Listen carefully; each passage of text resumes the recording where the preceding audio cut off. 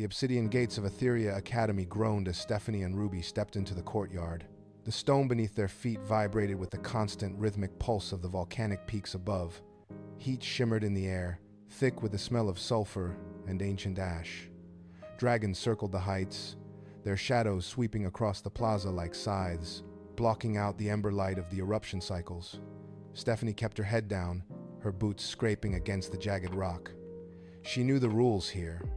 Power was not something you cultivated. It was a birthright carved into the bloodlines of those who walked these halls. Every student they passed kept their gaze fixed forward, shoulders hunched, avoiding any contact that might be misinterpreted as a challenge. Ruby pushed past a heavy stone column, her breath hitching as the temperature spiked. The sheer scale of the architecture pressed down on them, a reminder that they were outsiders in a world built for the elite. They navigated the narrow paths between the massive obsidian walls, each step deliberate. There was no room for error in a place where your very existence was defined by the strength of your lineage. They reached the center of the courtyard, the ground trembling once more, and looked up at the summit. The hierarchy was etched into the mountain itself, and they were at the very bottom. They pushed through the throngs of students toward the central plaza, where the obsidian fountain bubbled with molten slag. Near the water's edge, away from the groups of elites, stood Rainbow. She did not blend into the crowd. Her hands were cupped around a small, unfinished music box, her fingers tracing the jagged metal seams. Every few seconds, a faint, rhythmic hum emanated from her palms, accompanied by a spark that vanished as quickly as it appeared. Her magic was not the steady, roaring fire of the others. It was a rhythmic failure, a flicker that threatened to extinguish entirely. She ignored the stares of those passing by, her focus locked entirely on the object in her hands. She adjusted a tiny gear with the tip of a stylus, her movements precise despite the instability of her energy. It was a stark contrast to the surrounding display of raw, inherited strength. Stephanie slowed her pace, watching as a stray pulse of light leaked from Rainbow's sleeve and died against the stone. In a place defined by absolute power, Rainbow stood as a malfunction. She was a glitch in the hierarchy, holding onto a device that looked nothing like a weapon, yet she treated it with the intensity of one. The air around her felt thin, charged with a different, sharper kind of tension. The sky above the courtyard turned the color of bruised iron. The ember light vanished as a massive, scaled shape blocked out the volcanic peak. A gust of hot wind slammed into the plaza, knocking students to their knees and scattering loose stones. The shadow grew until it covered the fountain. With a thunderous crack, a dragon slammed its talons into the center of the stone plaza. The force of the impact buckled the obsidian floor, sending fissures spiderwebbing outward toward the outer walls. Dust and shards of rock exploded into the air. The dragon swiped its tail in a wide, sweeping arc, crushing the stone benches and forcing the remaining students to scramble for the exits. Amidst the chaos, the creature lowered its neck, revealing Nadish perched upon its spine. He did not look at the fleeing crowd. His eyes scanned the debris until they locked onto the fountain. He slid from the saddle, his boots crunching against the pulverized rock. He walked toward the center of the clearing, ignoring the heat rising from the cooling magma beneath the cracked stone.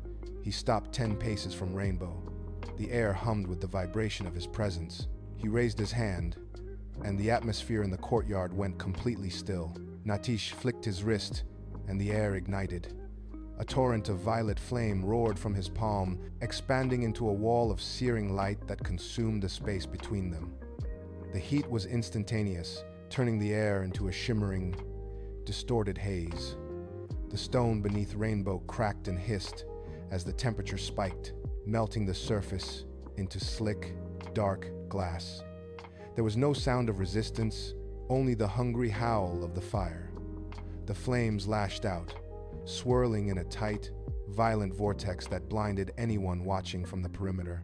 Stephanie shielded her face, the heat singeing the edges of her vision. Then, as quickly as it had begun, the torrent collapsed. Natish lowered his hand, his expression unchanged. The plaza was empty.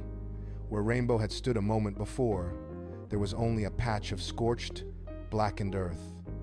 The heat haze shimmered upward, carrying the scent of ozone and burnt stone.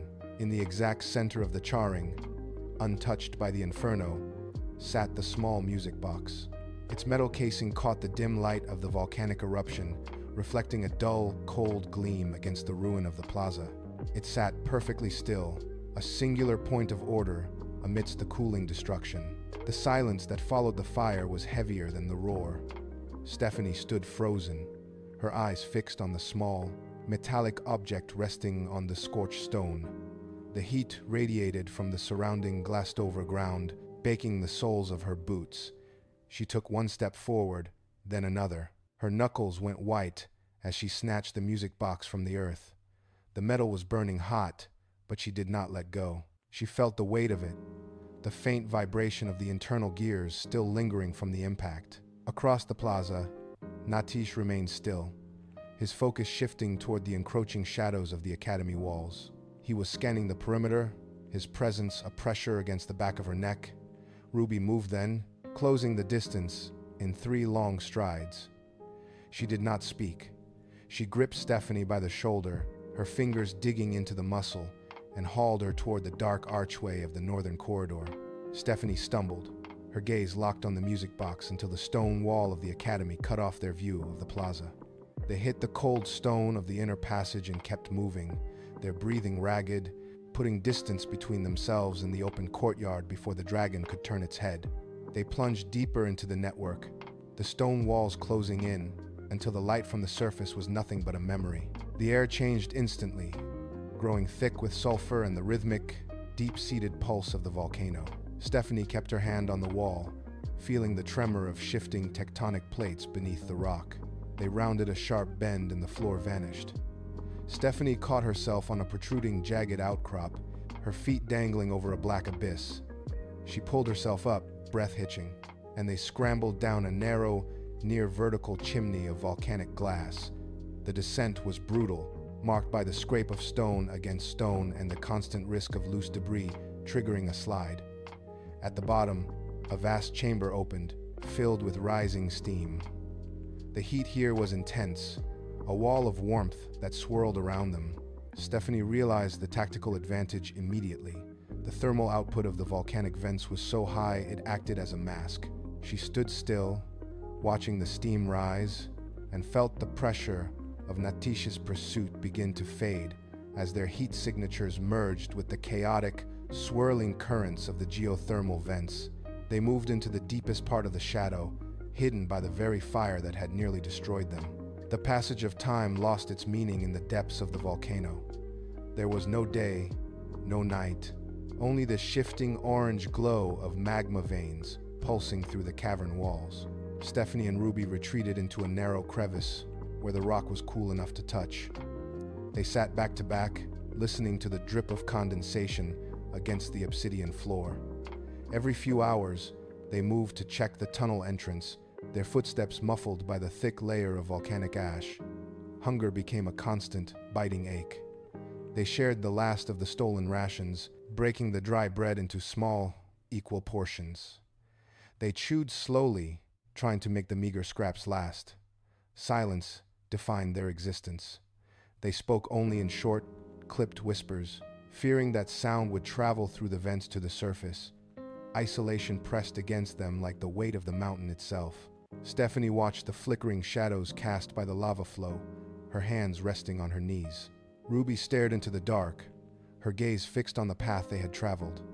They were hidden, safe from the immediate reach of the academy, but the crushing reality of their situation settled into the marrow of their bones. Each day was a battle to remain motionless and unseen, waiting for a chance to move. Stephanie pulled the music box from her pack and placed it on a flat slab of obsidian. The casing was dented, but the interior was the real problem. She clicked the latch open. A tangle of bent springs and misaligned teeth stared back at her. She took a steadying breath, closing her eyes to focus. She reached out, not with her hands, but with her mind, tracing the jagged edges of the internal brass components. The air around her fingers grew cold as she isolated the damaged gears. Slowly, she began to move them. It was a delicate, agonizing process of nudging metal against metal. One gear clicked into place, then another, the tension in her jaw tightening with every millimeter of progress. She felt the resistance of the bent springs fighting her influence.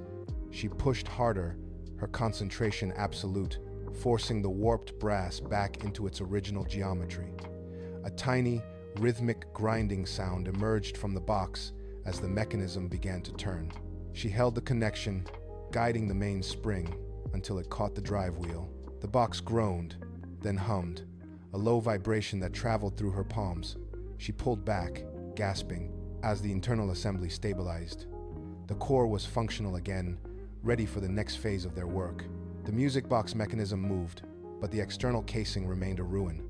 Jagged shards of obsidian-infused metal protruded from the sides, threatening to snag on their gear during the coming trek. Ruby shifted closer, reaching out to the sharp, uneven edges. She held her hand steady just above the surface. Tiny blue-white sparks began to dance between her fingertips, crackling with a sharp ozone scent. She touched the metal. The sparks acted like a miniature torch, liquefying the burrs and smoothing the jagged seams into a seamless, airtight finish. She worked with rhythmic precision, tracing the lines of the box, melting away the imperfections that had hindered its function. Stephanie watched the metal glow and cool, turning from a broken relic into a polished, lethal tool. Ruby pulled her hand back, shaking off the residual heat. The box no longer looked like a child's plaything. It was a refined instrument of detection. Every seam was flush, every edge honed to a dangerous, perfect finish. They turned the device over in the dim light. It was cold to the touch, dense with potential, and ready to cut through the mountain's interference. They had finished the construction. The instrument was complete. Stephanie placed the device on the stone floor. It sat silent, a matte black object that absorbed the dim light of their tunnel. She tapped the activation stud. Nothing happened for a long heartbeat. Then, the center of the box gave a sharp, metallic click. A low, rhythmic hum began to vibrate through the floor, tickling their palms. It was not the melody of a music box. It was a jagged, electronic staccato. Stephanie frowned, adjusting the internal dial. The hum spiked, shifting pitch as she rotated the mechanism. Suddenly, the device emitted a sharp, high-pitched chirp that echoed against the volcanic walls. Ruby leaned in, her eyes fixed on the vibrating casing. The box was no longer just a collection of gears. It was pulsing in sync with an invisible rhythm. Every time the frequency spiked, the air in the tunnel seemed to grow heavier, warmer. Stephanie turned the dial again, and the signal locked, becoming a steady, insistent thrum. It was a beacon. It was reacting to a massive, concentrated thermal source moving through the tunnels nearby. They looked at each other in the dark. The device was not just detecting heat, it was tracking Natish. The tunnel ended abruptly at the rim of a massive, molten river. Flowing obsidian black rock glowed with an intense, sickly orange light. Stephanie clutched the music box, its signal pulsing against her palm like a trapped heart. They stepped onto the cooling shelf, moving with forced, agonizing slowness. Above, the rhythmic beat of wings sliced through the sulphurous air. A patrol dragon banked low, its shadow sweeping across the jagged terrain. Stephanie and Ruby dropped flat against the heat-cracked ground, pressing their bodies into the sharp contours of the volcanic rock. They did not breathe. The dragon circled twice, its massive snout sniffing the air, before veering toward the upper ridges. Stephanie waited until the sound of its wing beats faded to a dull thrum. She checked the box. The signal was clear, guiding them toward a narrow crevice sheltered by thick, rising steam. They scrambled across the shifting slope, boots sliding on loose, brittle stone. Every step was a risk, but the box hummed a steady, directional path through the maze of heat vents. They slipped into the crevice just as the dragon returned, hidden by the dense, swirling fog. They moved deeper into the mountain, leaving the open flows behind. The path narrowed to a jagged spine of obsidian stretching across a deep, glowing chasm below. The heat rose in shimmering waves, distorting the air. Stephanie stepped onto the bridge, and the stone groaned, a hairline fracture spider webbing beneath her boot. She froze, Weight shifted precariously. The bridge tilted, shedding shards of glass-like rock into the abyss. Ruby moved instantly, pressing her palms against the air to create a pressurized cushion that held Stephanie upright against the sudden sway. Stephanie reached out, her fingers twitching as she focused her telekinesis on the loose blocks surrounding them. She locked the stones together, forcing them to remain rigid despite the crumbling foundation. They moved forward in a synchronized crawl. Every time the bridge groaned, Ruby stiffened the air, and Stephanie anchored the stone. It was a rhythmic, exhausting dance of survival. They did not speak. They didn't have to. The environment demanded total concentration, each step requiring a seamless handoff of power. As they neared the far edge, a massive slab broke away behind them, plummeting into the heat. They lunged for the solid shelf on the other side, scrambling onto the stable rock just as the bridge collapsed entirely into the depths. The silence on the far side of the chasm was absolute, yet the music box in Stephanie's hand began to pulse with a life of its own. It was no longer a faint, erratic hum. It vibrated against her palm with a steady, mechanical rhythm that echoed the beat of her own heart. Stephanie looked at Ruby, who was watching the device with narrowed eyes. The frequency had changed. It was sharpening, becoming a physical sensation that pulled at their focus. Every time they stepped toward the higher peaks, the box grew warmer, the metal casing vibrating so violently it threatened to slip from Stephanie's grip. They realized the truth in that tremor. The box was not just a map anymore. It was reacting to the proximity of their target. The dread that had defined their journey for days began to dissolve, replaced by a cold, sharpened clarity. They were no longer running through the dark to survive. They were tracking a predator who did not yet know he was being hunted. Stephanie tightened her fingers around the box, her knuckles firm. She nodded once to Ruby. They left the shelter of the rock wall, moving toward the summit with a new, aggressive pace. The hunt had begun. The climb became a test of lungs and will. As they ascended the final switchbacks, the air grew thin and frigid, biting at their skin with every sharp inhale. Stephanie felt the weight of the air pressing against her chest, a constant, invisible force that made every movement a deliberate struggle. Ruby walked close behind, her hand steadying Stephanie whenever the loose scree threatened to send them sliding back down the slope. The music box in Stephanie's hand remained silent, but its presence was a heavy, rhythmic anchor in the void. Above them, the sky was a bruised purple, choked with the thick, swirling ash of the volcano. Every few steps, they stopped to lean against the rock, forcing their breath to steady, while the mountain hummed with an ominous, low-frequency vibration. The tension was no longer a thought. It was a physical weight, thick and suffocating, wrapping around their throats like a shroud. They were nearing the peak, where the heat of the lava flows turned the air into a shimmering, distorted haze. Each meter gained felt like a victory against the mountain itself. They reached a flat, obsidian ledge and stopped. The summit was just above, hidden behind a veil of rising steam and the scent of sulfur. They stood in the quiet, waiting for the inevitable. The upper ridges offered no cover, only jagged obsidian teeth that cut into the sky. Stephanie and Ruby hugged the slope, their movements synchronized and silent. A sudden, massive shadow blotted out the dim light, sweeping across the rock face with the speed of a falling stone. They dropped instantly, pressing their bodies into the freezing stone, breath held until their lungs burned. Above, the rhythmic thrum of wings vibrated through the ground, a deep, percussive sound that rattled their teeth. They waited for the shadow to recede, muscles coiled and ready to move the moment the path cleared. As the dragon circled further out, they surged forward, darting between narrow fissures and jagged outcrops. The air was thick with the scent of ozone and scorched earth. They moved with absolute precision, avoiding the patches of loose gravel that would betray their position with a single slide. Every shadow was a potential threat. Every movement had to be calculated. They reached the base of the final crag, the heat radiating from the summit now intense enough to make the horizon ripple. They flattened themselves against a dark rock, peering upward. The path was open, but the sky was never clear. They crawled the last few meters, eyes locked on the shifting shapes circling the peak, moving like ghosts through the lethal expanse. They reached the final spine of the mountain, a jagged ridge of cooling, black magma that overlooked the central crater. Stephanie signaled a halt, her hand pressed firmly against Ruby's shoulder to keep her low. They crawled forward, stone grinding against stone, until they could peer over the precipice. The view below drained the breath from their lungs.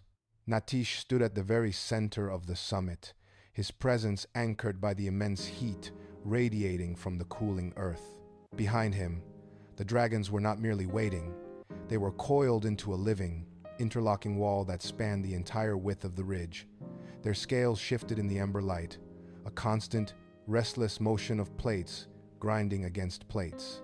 Each dragon maintained a precise, rhythmic sway, creating a barrier that seemed impossible to breach.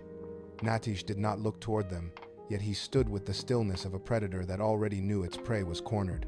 The air here was distorted by heat waves, making the dragons appear to flicker in and out of existence. Stephanie felt the cold sweat on her palms as she gripped the music box.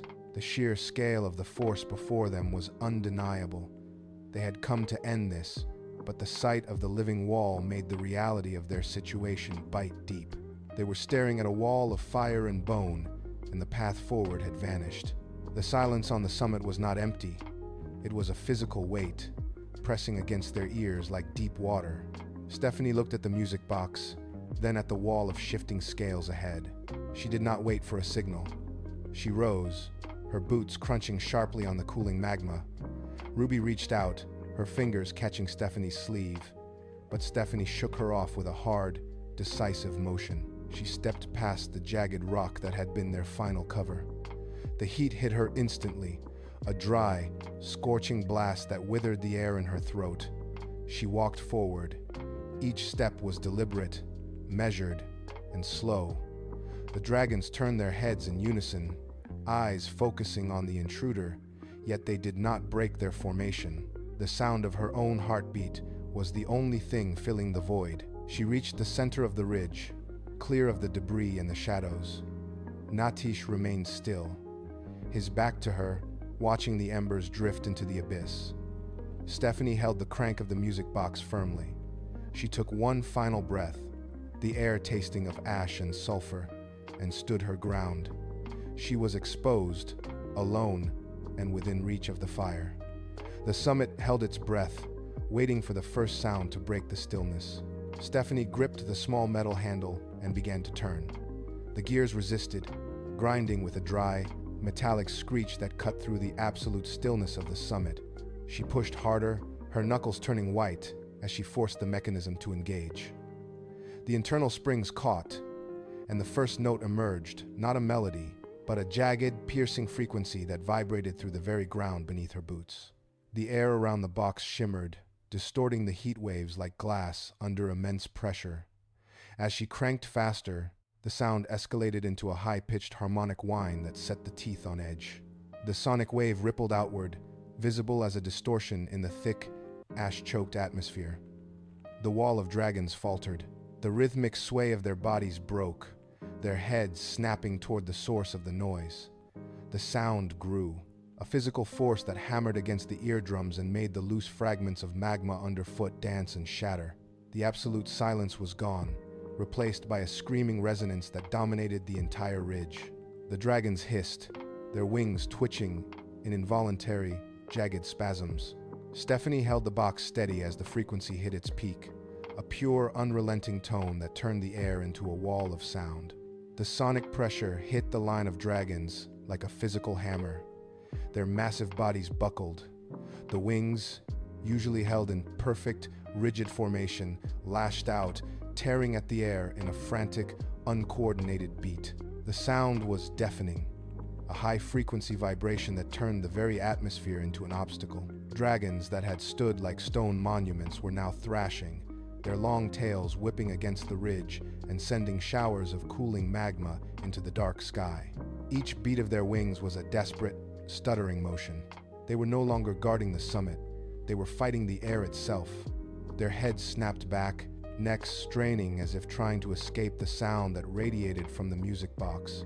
Claws scraped against the obsidian floor, leaving deep, jagged gouges as the beasts lost their grip on the ridge.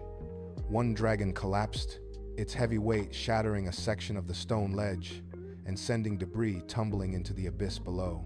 The wall was dissolving. The rhythmic, synchronized power that had defined their presence was shattered, replaced by the chaos of raw, instinctual panic. Every dragon was now in motion, but none of it was calculated. They were reeling, their essence disrupted by the relentless harmonic pulse that left no room for flight or defense. Natish stood motionless amidst the chaos, his gaze locked onto the source of the piercing sound. The panic of his dragons did not move him, it only sharpened his focus. He watched the music box, his jaw tightening until the muscles in his neck stood out like cords. The arrogance in his posture vanished, replaced by a cold, predatory intent. He did not shout, he did not command the beasts. He simply moved. He pushed off the ridge with enough force to crack the cooling magma beneath his boots, propelling himself forward in a blur of motion. Every step he took was a calculated strike against the distance between him and Stephanie. His face, once a mask of calm superiority, twisted into a jagged expression of pure, unadulterated rage. He ignored the thrashing creatures around him, his eyes fixed solely on the device in Stephanie's hands. His hand reached out, fingers hooked like talons, tearing through the smoke-thick air. He was a projectile of malice, closing the gap in seconds. He ignored the debris, he ignored the sonic pressure, and he ignored the crumbling edge of the summit. There was only the momentum of his lunge, a singular, murderous trajectory aimed at ending the sound and the threat forever. He drew back his arm, preparing to strike with every ounce of his remaining strength, his body coiled and ready to deliver the final, crushing blow. The air between Natish and Stephanie compressed instantly. Ruby moved with a sharp, explosive step, placing herself directly in the path of the lunge. She slammed her palms forward, and the atmosphere responded. The air density spiked, solidifying into a translucent, shimmering wall of pressurized force. Natish collided with it mid-stride. The impact produced a sound like thunder striking steel. He did not pass through. He hit the barrier with his full momentum, his hands outstretched to strike. But his palms met nothing but the dense, unyielding resistance of the air. The pressure buckled his posture, forcing his shoulders back as he struggled to push forward. He growled, a low, guttural sound, and shoved harder against the barrier. The air around the point of contact rippled, glowing with faint, static sparks as his own energy clashed against the wall. Ruby did not flinch. She held her arms locked, her boots digging deep grooves into the cooling magma to counter the weight of his assault. The barrier held firm, a rigid shield of wind that refused to yield. Natish pounded the invisible surface, his hits landing with enough force to vibrate the very ground beneath them. But the air remained as hard as stone. He was trapped, his lethal momentum halted by the sheer weight of the pressure Ruby maintained between them. The deadlock shattered the silence of the summit. As Natish poured more force into his strike, the air barrier groaned under the mounting tension. The ground beneath them could no longer withstand the concentrated kinetic load. A hairline fracture appeared in the cooling magma, snaking outward from Ruby's boots. Then, the mountain screamed. A shockwave, born from the collision of their opposing energies, tore through the crust of the ridge. The impact launched a cloud of dust and pulverized stone into the air. Stephanie stumbled as the earth beneath her lurched violently to the left. The ridge, once a solid foundation, began to buckle. Deep, rhythmic tremors vibrated through the rock, turning the stable ground into a shifting, unstable platform. Natish lost his footing as the floor beneath him gave way, dropping several inches in a sudden, jarring collapse. The shockwave expanded, throwing loose boulders into the abyss and widening the fissures into gaping, jagged maws. The heat from the core surged up through the new cracks, bathing the plaza in a harsh, sulfurous glow. Ruby held her position, though her knees buckled under the immense tectonic recoil. Every muscle in her frame strained to maintain the barrier while the world literally split apart at her feet. The mountain was failing, and the pressure of their clash had become the catalyst for its ruin. Stephanie saw the opening. The ridge had split wide, revealing a jagged throat of churning, molten rock deep within the volcano. She looked at the music box in her palm, her knuckles straining against the weight of the metal. She needed the shot to be perfect. The air around her shimmered as she reached out with her mind, wrapping her intent around the device. She took a breath, ignoring the sulfurous smoke burning her lungs, and pulled her arm back. As the ground beneath her heaved, she threw it. The music box left her hand, spinning end over end through the thick, ash-choked air. She pushed it with her telekinetic focus, guiding its arc over the widening chasm. It didn't just fly, it was forced, locked onto a trajectory that ignored the erratic wind currents of the summit. The box passed over the heads of the recoiling dragons, a small, silver streak against the dark, swirling clouds. Below it, the magma churned, a volatile ocean of fire waiting to be triggered. Stephanie held her stance, her mind stretched thin as she tracked the device's flight, compensating for every tremor that shook the mountain. It began its final descent, sinking toward the glowing core. She didn't blink.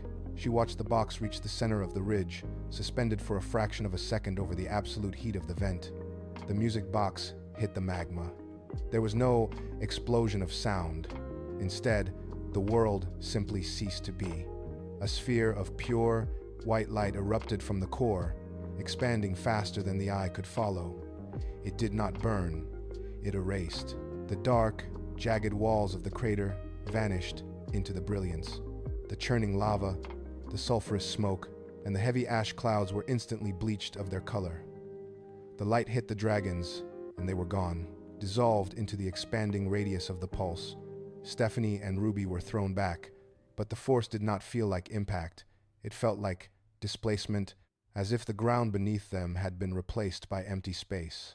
The sound of the mountain, the groaning rock, the roaring fire, the wind was completely swallowed. A deafening, absolute silence took its place. The summit was no longer a place of stone and heat. It was a canvas of blinding, featureless white. The light pushed outward, flattening the air into a wall of pressure that defied resistance. Every shadow was obliterated. Every detail of the landscape was stripped away, leaving only the intense, humming glow that filled the void. The world narrowed down to the sensation of weightless suspension, caught within a singularity of light that refused to fade. It was not a destruction of matter, but a total reconfiguration of the reality upon the ridge. The blinding white pulse began to contract. At the very center of the sphere, the light did not dim, it fractured. A thin black line appeared, jagged and static, splitting the brilliance like a blade through parchment. The line widened. It was not a physical hole, but a tear in the air itself, a shimmering void that defied the laws of the summit. The silence was broken by a sound of grinding metal and rushing wind. The rift began to inhale.